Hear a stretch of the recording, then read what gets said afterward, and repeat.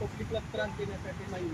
आमच्या हे जे सर्व मागण्या आहेत, वेतन करार, पगारवाढ, नवीन कामगारांना BSTमध्ये सामावून घेणे आणि नवीन बसेस येणे त्यासाठी आहेत. हे आम्ही मुंबईच्या पब्लिकला त्रास देणे किंवा प्रशासनाच्या अगेन्स्ट जाऊन त्रास देणे असं काही नाही. फक्त हे आमच्या मागण्या रास्त आहेत. त्याबद्दल मी सांगतो. सर आपण काही बोलत होतात?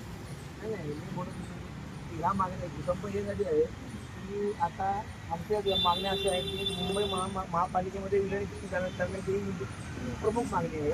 ही मागणी अशी आहे की जे कॉन्ट्रॅक्टचे वेटिंगवाले कर्मचारी आहेत त्यांना बेस्टच्या उपभोक्ते सामील करून घ्या, ही दुसरी मागणी आहे.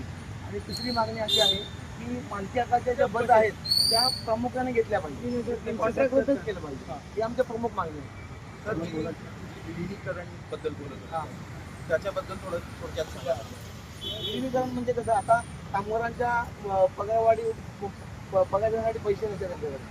महानगरपालिकेकडे पैसे नाही, प्रशासनाकडे नाही. पैसे नाही. ते सारखे म्हणतात की उपक्रम छोट्यामध्ये आहे.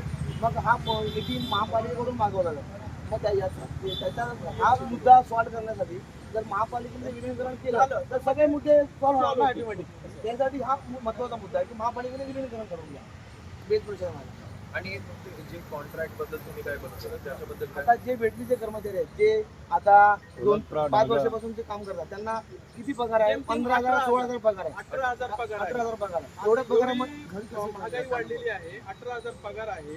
18,000 कसं त्यांनी घर चालवणार, कसं त्यांचं शिक्षण कसं होणार, त्यासाठी प्रशासनाने यांना BSTमध्ये सामावून घ्यावं. BST तर्फे नवीन गाड्या आणाव्या आणि त्यांना BST तर्फे भरती करून घ्यावं. तेच आहे. पगार वाढ कधीपासून झालं नाही?